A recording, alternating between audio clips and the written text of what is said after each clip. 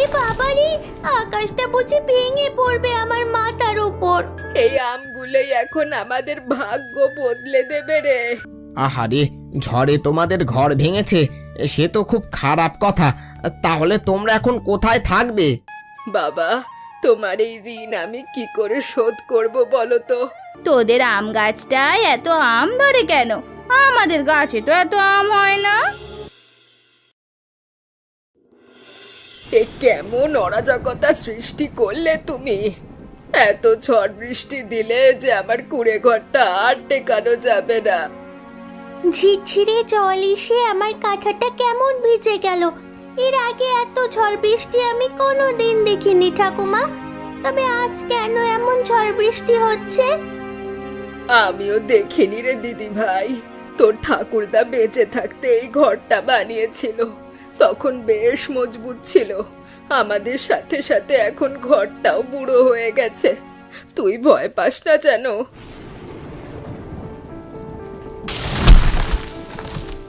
হায় হায় হায়, গেল গেল, চালটা বুঝি উড়ে গেল। ও ঠাকুমা, ওই দেখো, ওই কোণের চালটা উড়ে গিয়ে ওই কোণ দিয়ে ঘরের ভেতর কেমন জল ঢুকছে। উফ, ওরে বাবারে, আকাশটা বুঝি ভেঙে পড়বে আমার মাথার উপর। ভগবানকে ডাক, ভগবান ছাড়া এই মুহূর্তে কেউ রক্ষা করতে পারবে না। আমি খুব বেশি ভয় পাচ্ছি ঠাকুমা, অল্প অল্প ভয় পাচ্ছি, কিন্তু তার থেকেও বেশি আমার ঠান্ডা লাগছে। আয় দিদি ভাই, আমার কাছে আয়, শাড়ি দিয়ে তোর মাথাটা ঢেকে দি। এই রাতটা কোনো মতে কাটিয়ে দিতে পারলেই হলো।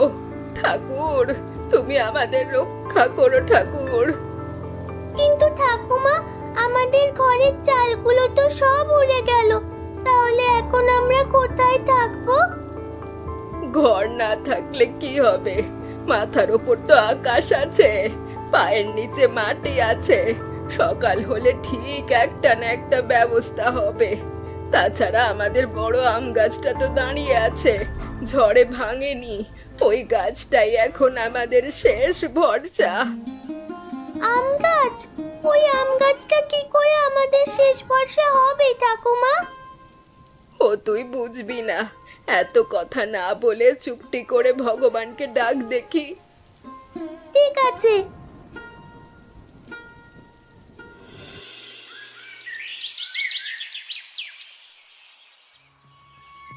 হায় ভগবান, পুরো বাড়িটারে কি অবস্থা করেছো তুমি!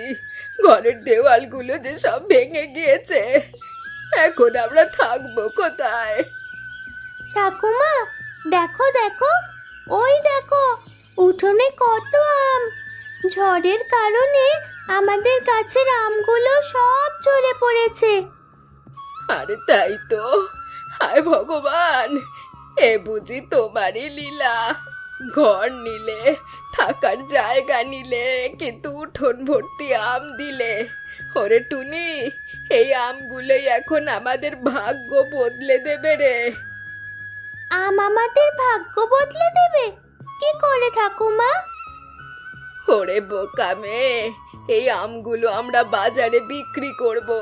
তাছাড়া এই আমগুলো অনেক সুস্বাদু আর মিষ্টি, চড়া দামে বিক্রি করা যাবে। বর্ষার শুরুতে আমের চাহিদাও বেশি থাকে, আর এই আম বিক্রির টাকা দিয়ে আমরা নতুন ঘর বানাবো, বুঝলি?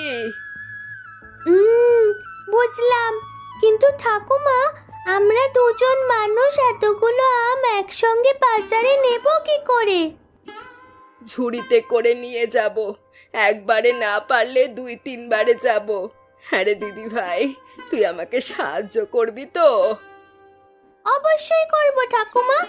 আমি মাথায় করে আমের ঝুড়ি নিয়ে যাব, আর তুমি শুধু বাজারে বসে বসে বিক্রি করো। আমি থাকতে তোমার চিন্তা কিসের? ঠিক, একদম ঠিক। তুই থাকতে আমার আবার চিন্তা কিসের? এখন চল, আগে আমগুলো তুলি, তারপর ভালোগুলো সব আলাদা করব, বেশি পাকাগুলো আলাদা। তারপর বিকেলে বাজারে যাব। ঠিক আছে ঠাকুমা। আচ্ছা ঠাকুমা, লোকজন কি আমাদের আম কিনতে আসবে? আসবে রে আসবে, আমাদের যে পাকা পাকা আর টসটসে আম, তুই দেখিস লোকজন ঠিক কিনতে আসবে। তাহলে এখনো কেউ আসছে না কেন? এত অধৈর্য হোস নে তো টুনি, একটু সময় অপেক্ষা কর, বাজারটা ঠিকভাবে বসতে দে, এরপর দেখবি ঠিক লোকজন এসেছে।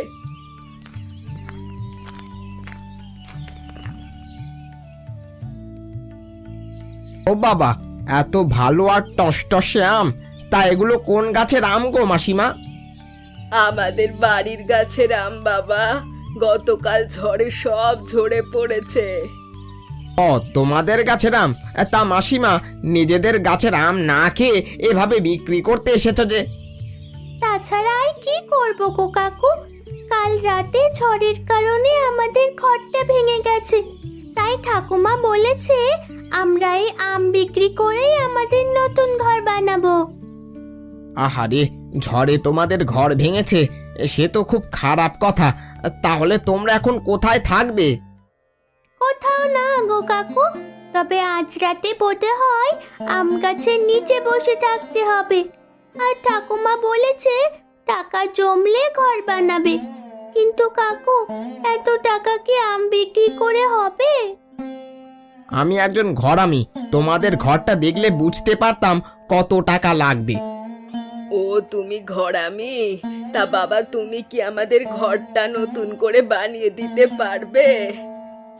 মাসিমা, আমি ঘরামি বটে, কিন্তু এই সামান্য টাকায় তো সাধারণ ঘর হবে, সেটাও অনেক সময়ের ব্যাপার। বাবা আমি জানি সেটা, তাই ভাবছিলাম যদি অন্যরকম ঘর বানাতে পারি তাহলে ভালো হতো। অন্যরকম ঘর বলতে? এই যেমন আমার আম গাছটা এখনো টিকে আছে, গাছের ডালে যদি কোনোভাবে একটা ছোট মাটির ঘরও বানানো যায়, তাহলে সেই বাড়ি বন্যায়ও ডুববে না আর ঝড়েও উড়বে না। গাছের ডালে মাটির ঘর? কি অদ্ভুত চিন্তা! তবে করা যাবে। বাঁশের মাচা বানিয়ে তার উপর মাটির লেপ দিয়ে বেশ মজবুত হবে। তাহলে বাবা তুমি একটু কষ্ট করে আমাদের ঘরটা বানিয়ে দাও না। হ্যাঁ গো কাকু, তুমি একটু আমাদের ঘরটা বানিয়ে দাও না, আমরা আমাদের সমস্ত টাকা তোমাকে দেব। আর টাকা রেখো মা, আমার কোনো টাকা লাগবে না। এই ঘরটা আমি বানিয়ে দেব বিনা পয়সায়। তোমাদের মতো মানুষের জন্য কাজ করলে আমার মনটাও অনেক শান্তি পাবে। তুমি আমাদের বাঁচালে, ভগবান তোমার মঙ্গল করুক বাবা।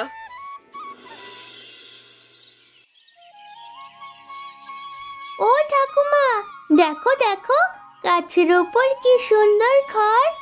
আমার যে কি আনন্দ লাগছে, আমরা এখন থেকে পাখিদের মতো থাকবো। তুমি তো জাদু করে ফেললে, এই ঘরটা দেখে মনে হচ্ছে স্বপ্ন দেখছি।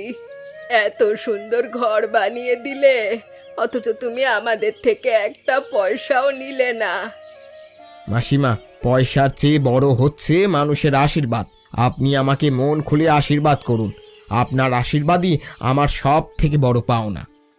আমি তোমাকে মন খুলে আশীর্বাদ করছি বাবা, ভগবান তোমাকে আরো অনেক দিক। তবে বাবা, ঘরটা কিন্তু বেশ মজবুত হয়েছে, বৃষ্টিতে জল ঢুকবে না, বন্যাতেও না। কিন্তু ঠাকুমা, গাছের আমগুলো কি হবে? সেগুলো কি এখন টুপটাপ করে আমাদের শরীরে পড়বে? না গো মা, না, আমগুলো তোমার শরীরে পড়বে না, উল্টে তুমি ওদেরকে হাত দিয়ে ছিঁড়ে খেতে পারবে। তাই নাকি? কি মজা, কি মজা! বাবা, তোমার এই ঋণ আমি কি করে শোধ করব বলো তো? আমার যে তোমাকে দেওয়ার মতো কিচ্ছু নেই। ঋণ শোধ করতে হবে না মাসিমা, টুনিমাকে নিয়ে আপনি ভালো থাকুন, সেটাই আমার জন্য যথেষ্ট। আমি আর চলি, কোনো দরকার হলে নির্দ্বিধায় আমাকে ডাকবেন, কেমন? ঠিক আছে বাবা, তুমি এসো, ভগবান তোমার অনেক ভালো করুক। ও টনি, একটু দাঁড়াও না গো, তোর সাথে দুটো কথা বলতাম, একটু আয় না এদিকে। কি গো কাকিমা, তুমি আমাকে ডাকলে কেন? কিছু বলবে? কাল তোদের বাড়িতে নতুন ঘর দেখলাম, তাও আবার গাছের ওপর মাটির ঘর। কি অদ্ভুত ব্যাপার! কিন্তু টুনি, বল তো এটা কি ঠিক হলো? গাছের ওপর আবার মানুষ থাকে নাকি? হ্যাঁ, গাছের ওপর থাকে তো পাখি। হ্যাঁ, তোরা কি পাখি নাকি? না গো কাকি, আমরা পাখি না, আমরা মানুষ। তবে তুমি তো জানোই, আমরা আগে যে বাড়িতে থাকতাম সেটা ঝড়ে ভেঙে গিয়েছে, তাই একজন কাকু আমাদের এই ঘরটা বানিয়ে দিয়েছে। সেটা ঠিক আছে, কিন্তু আমি শুনলাম সেই ঘর আমিটা নাকি তোদের বিনা পয়সায় ঘর বানিয়ে দিয়েছে। হ্যাঁ রে টুনি, সে কি তোদের আত্মীয় নাকি রে? না গো কাকি, সে আমাদের কোনো আত্মীয় হয় না। উনি অনেক ভালো মানুষ গো, তাই আমাদের সাহায্য করেছেন। ভালো মানুষ না চাই, আজকাল বিনা পয়সায় কেউ ঘর বানায় নাকি? হ্যাঁ, অন্য কোনো রহস্য বা কিছু তো একটা আছে নিশ্চয়ই। আর তোদের আম গাছটায় এত আম ধরে কেন? আমাদের গাছে তো এত আম হয় না। সে আমি কি করে বলবো গো কাকি, উপরওয়ালা আমাদের যা দিয়েছেন তাই আমরা পেয়েছি। হ্যাঁ রে টুনি, সত্যি করে বল তো, ওই গাছে তোরা কি দিস? কোনো সার দিস নাকি গাছে লুকোনো কোনো খাবার দেয় তো ঠাকুমা? আমরা কিছুই দিইনি গো, গাছ নিজে থেকেই এমন ফল দেয়। বললাম তো, সবই উপরওয়ালার দান। ভগবানের দান? বলি, তোদেরই ওপর এত কেন দয়া ভগবানের? হ্যাঁ রে, আমরা কি মানুষ নই নাকি? আমাদের তো এত দয়া করে না। সে আমি কি করে বলবো গো। ঠিক আছে, যেখানে যাচ্ছিলিস যা, তোর সাথে পরে কথা বলবো।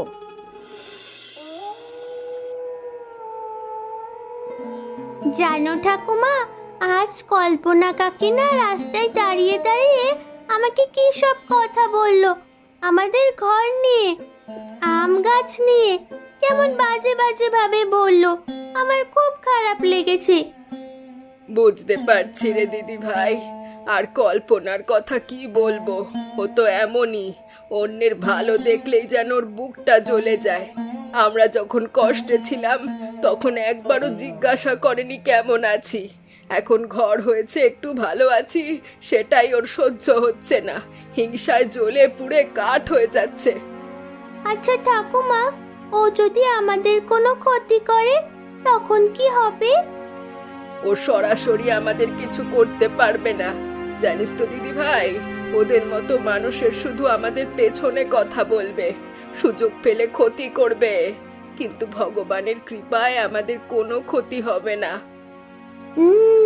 কিন্তু তারা এমনটা কেন করে? ওই যে বললাম, হিংসাতেই তো এমন করে।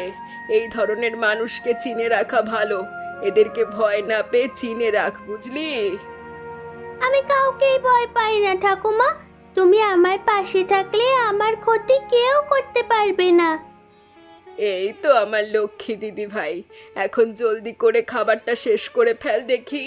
বাইরে দেখ, ঝুপঝুপ করে আম পড়ছে, সেগুলো কুড়োতে হবে, এখন ওগুলোই তো আমাদের ভরসা।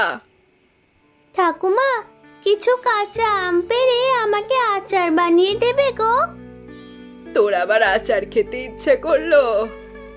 তোমার হাতের এই ডাল ভাতের সাথে আচার পেলে ভাত খেতে আরো মজা লাগে। তাই নাকি? ঠিক আছে, দেবক্ষণ।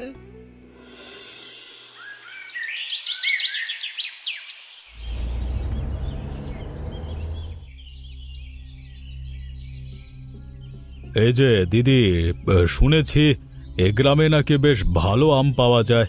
কার বাগানে আমগুলো পাওয়া যাবে একটু বলতে পারবেন? কি বললে, আম? হ্যাঁ, এই গ্রামে আম আছে। আমাদের পাশের বাড়ির একটা বড় গাছ আছে, প্রচুর আম হয় তাতে। কিন্তু ওই বাড়ির লোকজন একটু একটু গরিব আর কি, ঠিক মতো দেখাশোনা করে না গাছটার। গরিব হলে কি হয়েছে, আম ভালো হলেই তো হলো। আম ভালো সেটা সত্যি, কিন্তু ওরা বেশি দাম চাইবে।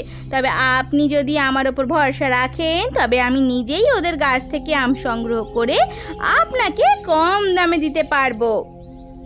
আপনি দিতে পারবেন, কিন্তু একটু আগেই তো বলছিলেন, বললেন গাছ অন্যের, তাহলে আপনি কম দামে কি করে দেবেন? ওটা দেখার বিষয় আপনার নয়, এই ব্যাপারটা আমি বুঝে নেব। আপনি শুধু টাকা আমাকে দেবেন, বাকিটা আমি সামলাবো। দেখুন দিদি, এভাবে বললেই তো হয় না। আমি আমার ফ্যাক্টরির জন্য আম নেব, সেক্ষেত্রে আমার অনেক আম লাগবে। আমি নিজে কালকে একবার বাগানটা দেখব, তারপর বাকিটা বলবো। এতে আপনার কোনো আপত্তি নাই তো? যেভাবেই হোক এই সুযোগ হাতছাড়া করা যাবে না। ওদের আম বিক্রি করে টাকাটা আমি হাতিয়ে নেব। হে হে হে, দেখো কাণ্ড, আপনি টাকা দিয়ে আম নেবেন, দেখে বুঝে তবেই না নেবেন, এতে আমার আপত্তি থাকবে কেন? ঠিক আছে, আমি তবে আজকে আসি, কালকে এসে বাকিটা বলবো।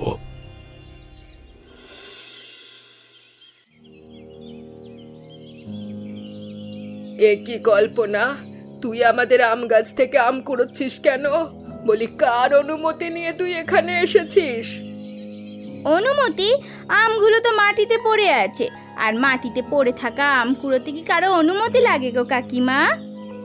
শোনো কাকিমা, এই গাছ আমাদের, মাটি আমাদের, আমও আমাদের। পড়ে থাকলেও সেটা আমাদের সম্পত্তি, তুমি নেবে কেন?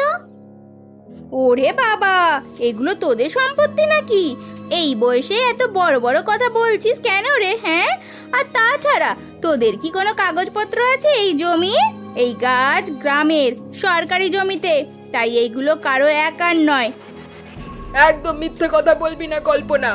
এই জমি আমার স্বামীর নামে, তার কাগজও আছে আমার কাছে। তুই অযথা মিথ্যে বলে আমার নাম নিতে পারবি না। দে দে, আমার নাম দে বলছি।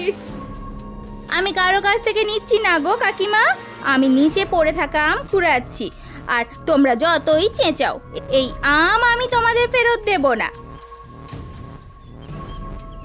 দেখলে ঠাকুমা, দেখলে কল্পনা কাকি কেমন ঝগড়া করে আমাদের আমগুলো নিয়ে গেল? লোভ মানুষকে অন্ধ করে দেয় রে দিদি ভাই, ওই কল্পনাকেও অন্ধ করে দিয়েছে। মহেন্দ্রবাবু, এই নিন 5 ঝুড়ি আম, সব ভালো, পাকা আর মিষ্টি। আপাতত এইগুলো নিয়ে যান, আপনি খেয়ে যদি ভালো লাগে তবে আবার আসবেন। আরে বাহ, আমগুলো তো সত্যিই খুব ভালো। তা দিদি, এগুলোর দাম কত নেবেন বলুন? খুব বেশি নেব না, ওই ঝুড়ি প্রতি 300 টাকা, মোট 1500 টাকা দিলেই হবে। ঠিক আছে, এই নিন টাকা। আর আমার কিন্তু আরো অনেক আম চাই, কালকে আরো দিতে পারবেন তো? পারবো মানে অবশ্যই পারবো, জানেন তো আমারও নিজের বাগান আছে, তাতে প্রচুর আম হয়। আপনি যত চান আমি দেব। হাই উপরওয়ালা, কল্পনা কাকি এসব কি বলছে? আর আর এগুলো তো আমাদের আম গাছের আম। যাই, শিগগির গিয়ে ঠাকুমাকে সবটা বলি।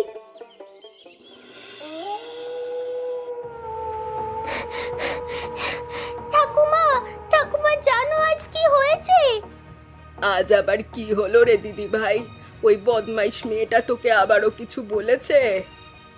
না গো না, কিছু বলেনি। বললে তো হতোই, আজ তো তার থেকেও বড় কাজ করেছে। বলিস কি রে? সে আবার আজ কি করলো শুনি? আমি নিজের চোখে দেখলাম গো, ওই কল্পনা কাকি আমাদের আমগুলো কুড়িয়ে নিয়ে গিয়ে একজন ব্যবসায়ীর কাছে বিক্রি করছে, আর তার বিনিময়ে 1500 টাকা নিয়েছে। হায় ভগবান, কি বলছিসটা কি দিদি ভাই? শুধু কি তাই, সে আরো বলেছে যে আরো আম লাগলে সে দেবে, আর সেগুলো নাকি তার নিজের আম বাগানের আম। জানতাম জানতাম সে এমনই কিছু একটা করবে। কল্পনার লোভ তো আমি চিনি, কিন্তু সে যে আমাদের আম চুরি করেছে সেটা যেভাবেই হোক ওই ব্যবসায়ীর কাছে আমাদের প্রমাণ করতে হবে। কিন্তু সেটা কি করে প্রমাণ করব ঠাকুমা? কাকি তো বললো সে নিজের আম বিক্রি করেছে। বললে বলুক, তবে কল্পনার বাড়িতে একটা আম গাছও নেই, সেটা তো ব্যবসায়ী জানে না। আমরা যদি সত্যিটা তাকে বলি সে নিজেই বুঝবে। ঠিক আছে, ওই ব্যবসায়ী কাল আবারও আসবে বলেছে। আমরা তবে ওর কাছেই যাব। হ্যাঁ যাব, কিন্তু রাগ করে না, শান্তভাবে। শান্ত গলায় লোকটাকে সব সত্যি বলবো, বাকিটা উনি নিজেই দেখবেন। বুঝলি তো দিদি ভাই, মিথ্যের পা ছোট, সে বেশি দূর দৌড়তে পারে না। তোমার কথা সব সময় ঠিক হয় ঠাকুমা। কাল ওই কল্পনা কাকিকে বোঝাবো মিথ্যে বললে কি হয়। বোঝানোর কোনো দরকার নেই দিদি ভাই, সত্যি নিজে থেকেই সামনে চলে আসে। আমাদের শুধু সৎ থাকতে হবে। একদম ঠিক বলেছো।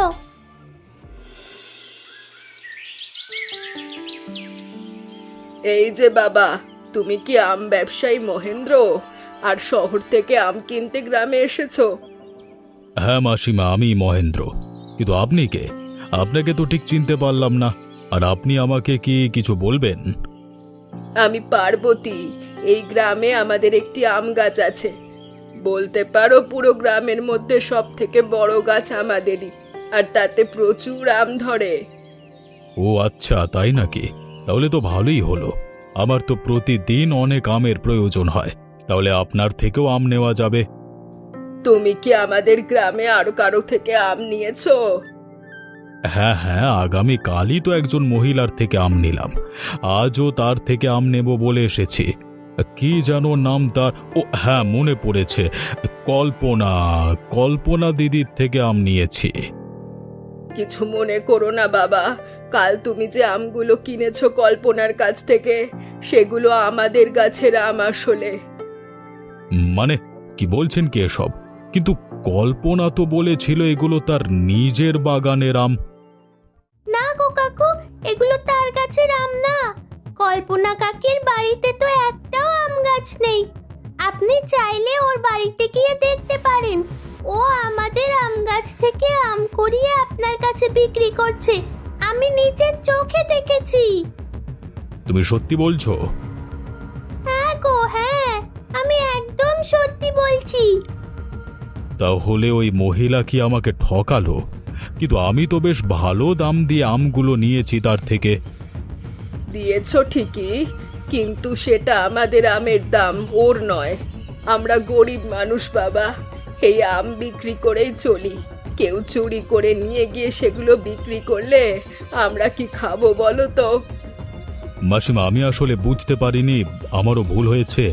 আমার যাচাই না করেই আমগুলো কেনা উচিত হয়নি। আপনি কোনো চিন্তা করবেন না, আমি সময় করে গিয়ে দেখে আসব কার গাছ কোথায় আছে। হ্যাঁ বাবা, তাই করো, সেটাই ভালো হবে।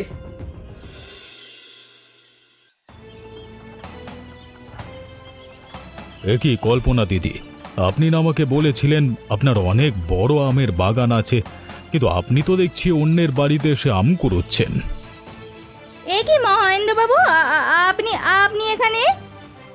হ্যাঁ আমি এখানে, কিন্তু আপনি তো বলেছিলেন নিজের বাগানের আম। তবে এটা কার গাছ বলুন তো? এটা এটা তো এটা আমাদের গাছ গো কাকু। ওই দেখো, গাছের উপর আমাদের একটা ঘরও আছে। ছি দিদি, আপনি আমাকে এভাবে মিথ্যে কথা বললেন। অন্যের আম চুরি করে আমার কাছে বিক্রি করেছেন। এটা তো শুধুমাত্র চুরি না, প্রতারণাও। কল্পনা, তুই আমার প্রতিবেশী। আমরা গরিব, কিন্তু তোর মুখ থেকে কোনোদিন একটা ভালো কথা শুনিনি। শুধু হিংসা, শুধু খোঁটা, আর শেষ পর্যন্ত আজ আমার আম বিক্রি করলি। ক্ষমা করো কাকিমা, সত্যি লোভে অন্ধ হয়ে গিয়েছিলাম আমি। তোমাদের ভালো দেখে আমার সহ্য হচ্ছিল না, কিন্তু আমি বুঝতে পারছি এটা করা মোটেও ঠিক হয়নি। আমাকে ক্ষমা করো কাকিমা, ক্ষমা করো। নিজের ভুল বুঝতে পেরে ক্ষমা চাওয়া ভালো, কিন্তু দিদি, আমার দেওয়া টাকাটা আপনি মাসিমাকে ফেরত দিন। এগুলো তারই প্রাপ্য। আমি আজকে আসছি, কালকে দুপুরে আবারও আসবো। হ্যাঁ হ্যাঁ, আমি এক্ষুনি কাকিমাকে টাকাটা ফেরত দিচ্ছি। এই নাও কাকিমা, এই নাও তোমার টাকা।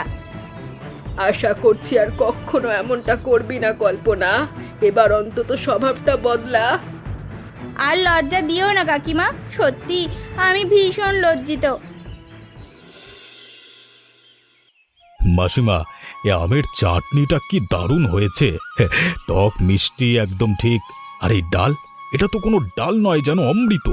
আজ অবধি শহরের কোনো হোটেলেও এত ভালো ডাল খাইনি।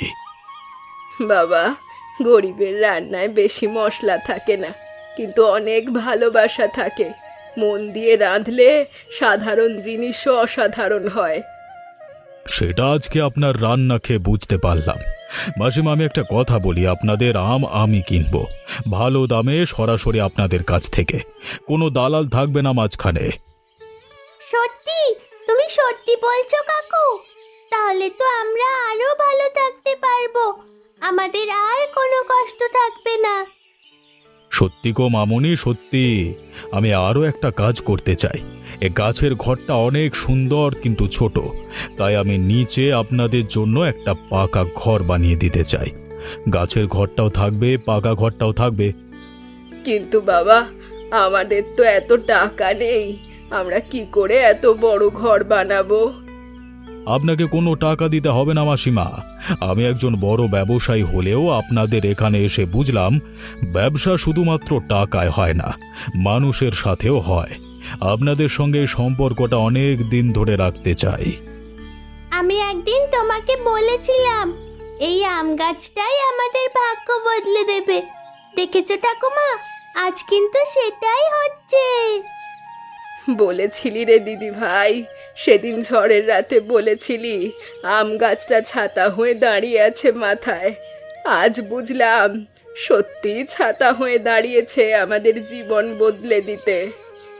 আপনাদের আর কষ্ট করতে হবে না মাসিমা। আমি যতদিন বেঁচে আছি ততদিন আপনার ছেলে হয়ে আপনার পাশে থাকবো আমি।